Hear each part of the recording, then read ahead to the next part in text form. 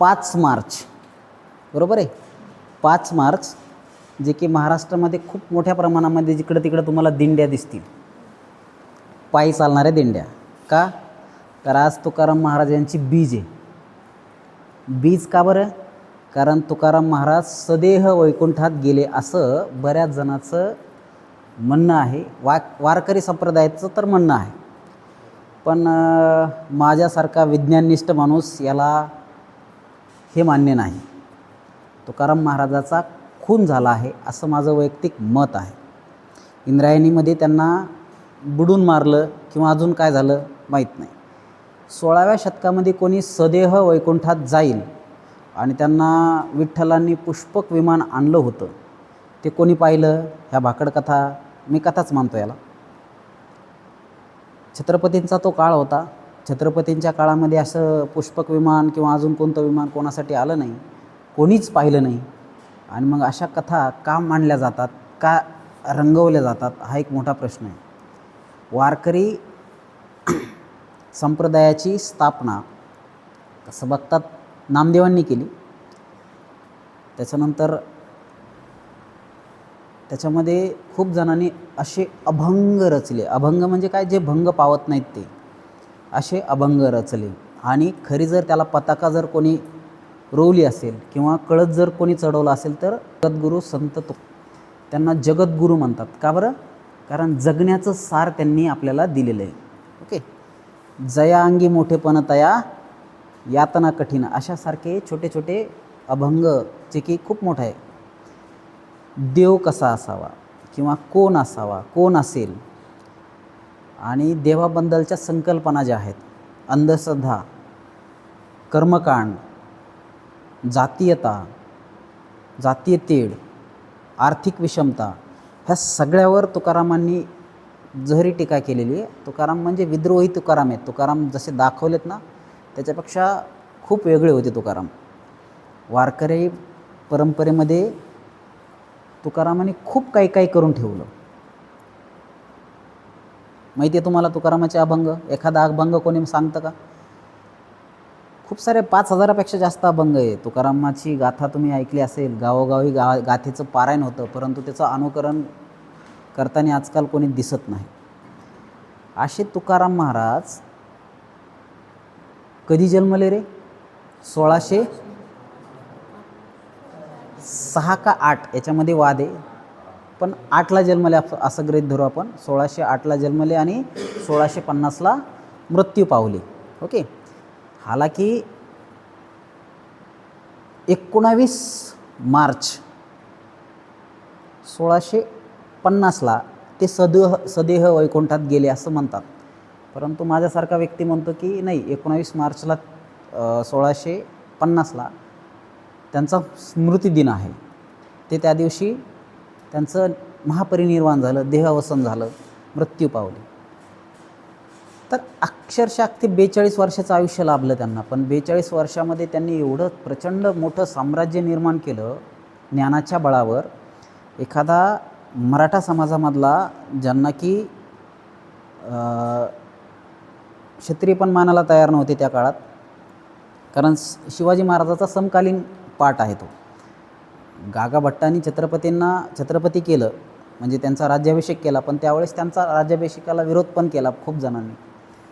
तर त्या काळातला एका सामान्य कुटुंबामधला ज्यांना शिक्षणाचा अधिकार नव्हता, ज्यांना पोथी पुराण किंवा वेद वगैरे म्हणण्याचा अधिकार नव्हता, या समाजातला एक माणूस पुढे येतो आणि प्राकृतिक भाषेमध्ये, संस्कृत भाषेमधलं ज्ञान हे साध्या मराठी भाषेमध्ये सांगतो. तसं ज्ञानेश्वरांनी सांगितलं आहे. काय? ज्ञानेश्वरांनी खूप काय काय सांगितलं. गुरुचा महिमा सांगितला, ज्ञानेश्वरीमध्ये काय काय सांगितलं. ओके. भगवद्गीता आणि उपनिषद जे आहेत त्याचंच मराठी भाषांतर मराठीमध्ये केलं. आणि तुकाराम महाराजांनी पण अशाच पद्धतीने केलं, पण जीवनाचे सार सांगितले.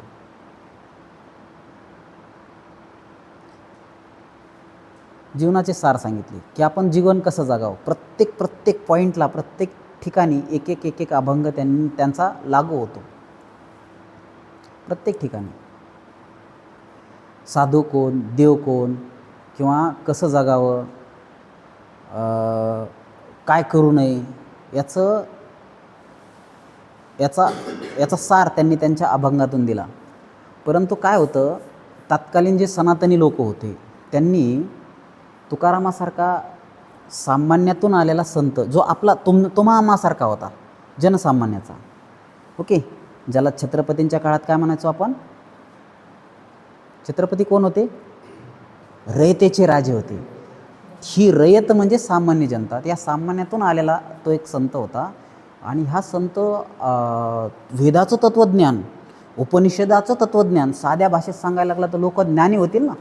आणि लोक ज्ञानी झाले तर बुवाबाजीवाल्यांना प्रश्न विचारतील की बाबा तू यज्ञ करायला लागला याचा फायदा काय, तू नारायण नागबळी करायला लागला याचा फायदा काय, किंवा तू अजून काही करायला लागला, हे राशी भविष्य हे ते अमकं डमकं, त्याचा फायदा काय, हे लोक विचारतील ना.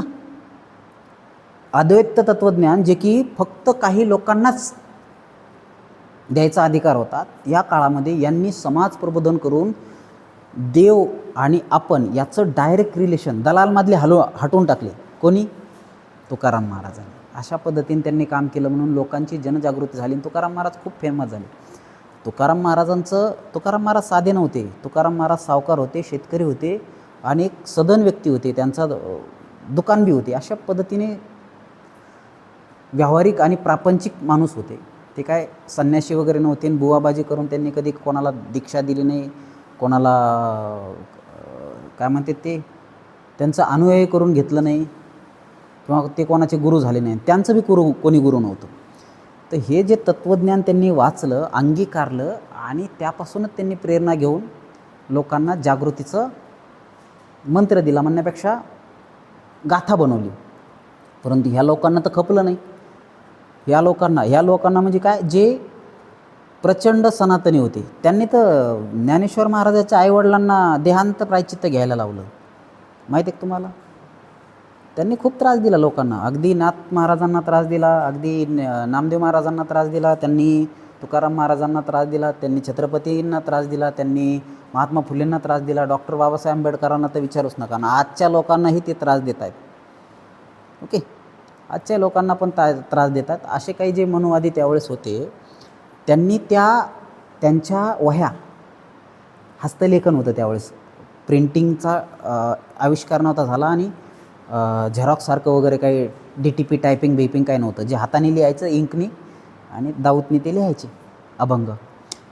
ते लिहिलेले अभंग इंद्रायणीमध्ये बुडायला लावले, इंद्रायणीमध्ये बुडावला लागले. का, तर तुम्हाला अधिकारच नाही म्हणे, तुम्हाला वेद वचन आणि उपनिषद म्हणायचा अधिकारच नाही, तुम्ही शूद्र आहात. जसं छत्रपतींना बी शूद्र समजलं ना त्यांनी सुरुवातीला. पण छत्रपती क्षत्रिय आहेत, होते आणि राहणार.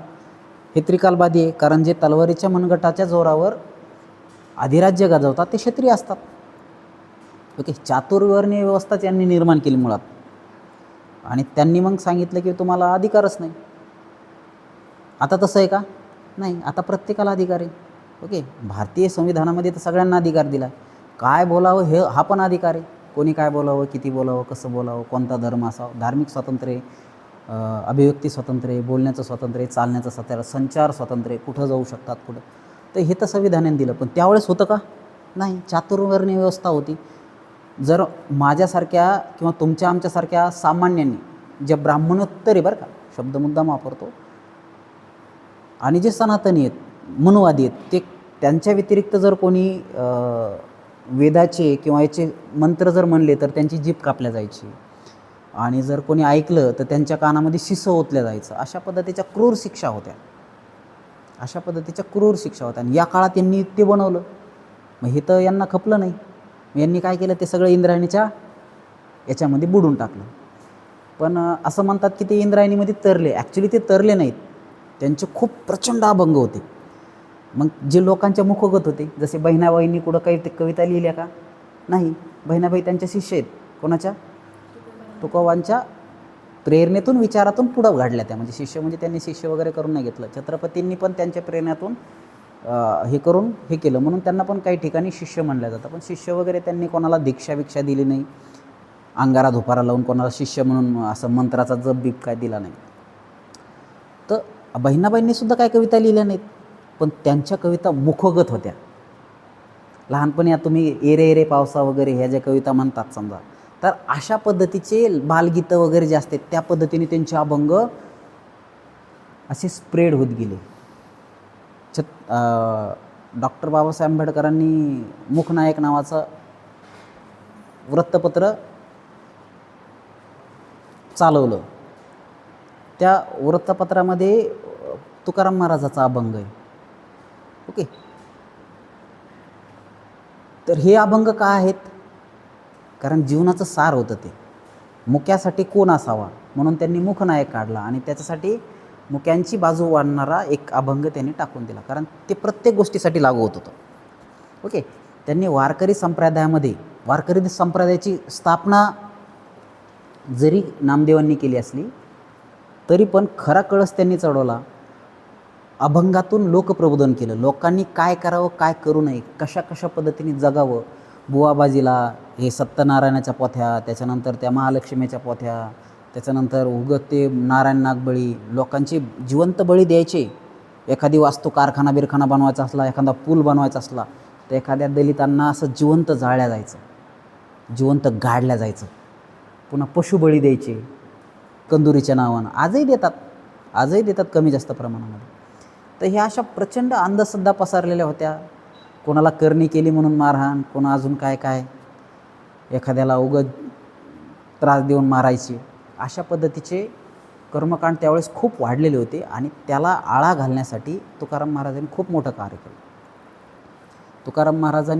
कार्य केलं. म्हणून या सनातन्यांनी खूप त्रास दिला त्यांना. अक्षरशः शेवटी त्यांच्या वह्या बुडवल्या तरी पण ते एवढे जनजागृत लोकांना केलं होतं की लोकांचे अभंग त्यांच्या मुखोगत होते, पाठ होते. आता माझ्यासारखा एखादा माणूस काय म्हणतो, त्यांचे अभंग म्हणतो. काय म्हणतो तेव्हा, लहानपण देगा देवा मुंगी साखरेचा रवा, ऐरावत रत्न थोर त्यासी अंकुशाचा मारा. म्हणजे लहानपण दे बाबा देवा, आम्हाला खूप मोठं पण नको देऊ. जेवढा मोठं होईल तेवढं काय होतं, आपल्याला त्रास सहन करावा लागतो. त्याच्यानंतर नाथाळाच्या माठी काठी आणा, अशा पद्धतीचे त्यांचे एकदम प्रखर विचार आहेत की जे नाठाळ आहेत, जे कर्मनिष्ठ नाही आहेत, जे आळशी आहेत, त्याचा त्याग करून अशा लोकांना सरळ करण्यात यावं, अशा पद्धतीचं हे आहे. त्याच्यानंतर खूप सारे अभंग आहेत. ओके, देवाबद्दलचे पण खूप चांगले विचार आहेत. देव हा फक्त देव्हाऱ्यात नसतो, तर तो तुमच्या मनामध्ये असतो. तो तुम्ही कशा पद्धतीने आणला पाहिजे, देव काय काय करू शकतो. चमत्कारा वगैरेवर त्यांचा विश्वास नव्हता, कर्तव्यावर विश्वास होता. त्यांनी कधीही गृहस्थाश्रम सोडून संन्यासी ते झाले नाहीत. संन्यास न होता लोकांना उपदेश करणारा संत खूप महान होऊन गेला, म्हणून त्यांना जगद्गुरू ही उपाधी मिळाली. जगद्गुरू तुकोबराय म्हणतात त्यांना. आता त्यांच्या नावाने आरत्या बिरत्या काढून त्यांना देव करण्याचा प्रयत्न केला. त्यांचे मंदिरंसुद्धा आहेत, परंतु त्यांचा विचार घेतला पाहिजे. तुम्ही आमच्यासारख्यांनी विचार घेतला पाहिजे आणि हा विचार अंगीकारला पाहिजे. हा विचार जर अंगीकारला तर त्याचा फायदा होईल. अदरवाईज ह्या जयंत्या पुण्यतिथ्या बीज तर मी तुम्हाला सुरुवातीला सांगितलं, मी तुकारामाच्या बीजेला मानणाराच माणूस नाही. तुकाराम महाराज सदेह वैकुंठात गेले हे मी मानतच नाही. विज्ञानवादी माणूस आहे. पुष्पक विमान आलं आणि विठ्ठल आले होते त्याच्यात, आणि त्यांनी उचललं आणि तुकाराम महाराजाला घेऊन गेले. बाकीचे लोक टाळकोटीत बसले. ह्या भाकड कथा आहेत. सरळ सरळ म्हणणं माझं. ओके, पण ठीक आहे, ज्यांना ते वाटतं, तुम्ही ते वाटतं ना, ओके, तुम्हाला वाटतं, चांगली गोष्ट. पण तुम्ही तुकारामाचे अभंग जे भंग पावत नाहीत हे तुमच्या जीवनामध्ये उतरा.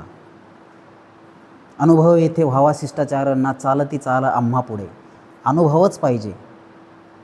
ओके, पोकळ काही बोलू नका, अनुभवाशिवाय काही करू नका, अशा पद्धतीचा उपदेश त्यात अभंगातून तुकाराम महाराजांनी दिला आहे.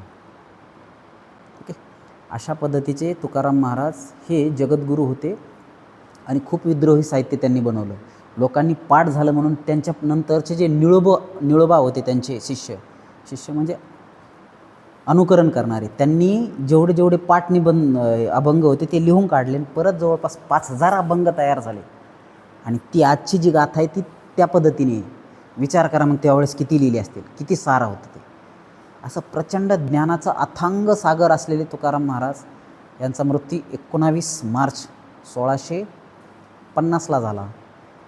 आणि तो कसा झाला, काय झाला, त्याच्याबद्दल खूप मोठा वादंग आहे. मी त्याच्यात काय घुसत नाही. परंतु तुम्ही तुमच्या जीवनामध्ये तुकाराम महाराजांचा आदर्श घ्यायला पाहिजे. ज्ञान वाढवून लोककल्याणासाठी काम केलं पाहिजे. हेच या प्रसंगी व्यक्त करतो आणि 2 शब्द थांबवतो. धन्यवाद.